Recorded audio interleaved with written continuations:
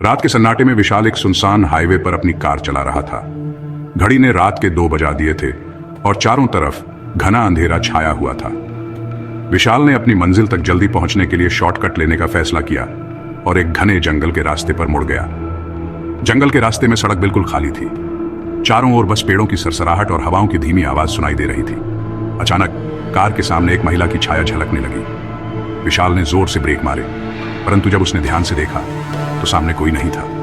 वह थोड़ा परेशान हुआ, लेकिन इसे अपनी थकान समझकर आगे बढ़ने लगा। कुछ ही देर बाद फिर से वही छाया दिखी, इस बार और भी करीब। अब विशाल का दिल तेजी से धड़कने लगा।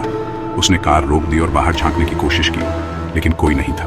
उसने घबराकर कार के शीशे ऊपर कर लिए और जल्दी से वहां से निकलने की कोशिश की। जैसे ही उसने गाड़ी की स्पीड बढ़ाई, कार के पिछले शीशे में उसे वही छाया दिखाई दी जो धीरे धीरे उसकी ओर बढ़ रही थी। उसकी सांसें तेज हो गई। अब वह पूरी ताकत से गाड़ी भगाने लगा, लेकिन वह छाया और करीब आती जा रही थी। अचानक कार का इंजन बंद हो गया। विशाल के हाथ पैर कांपने लगे। उसने बार बार गाड़ी स्टार्ट करने की कोशिश की, लेकिन इंजन चालू नहीं हुआ। वह पसीने से तरबतर हो चुका था। तभी उसे अपनी कार के शीशे पर किसी के खुरदरे हाथों का निशान दिखा। उसने हिम्मत जुटाकर शीशे से बाहर देखा और उसके होश उड़ गए। वह छाया अब उसकी कार के ठीक बाहर खड़ी थी। उसका चेहरा धुंधला था, लेकिन आंखें जलती हुई दिखाई दे रही थी। विशाल ने डर से अपनी आंखें बंद कर ली। अचानक कार का इंजन चालू हो गया।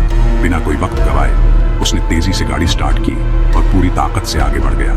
कुछ ही मिनटों में वह जंगल से बाहर आ चुका था। उसने चैन की सांस ली, लेकिन जब उसने पीछे मुड़कर देखा तो उसकी रीढ़ में ठंडक दौड़ गई। पिछली सीट पर वही छाया बैठी हुई थी, उसकी ओर घूर रही थी।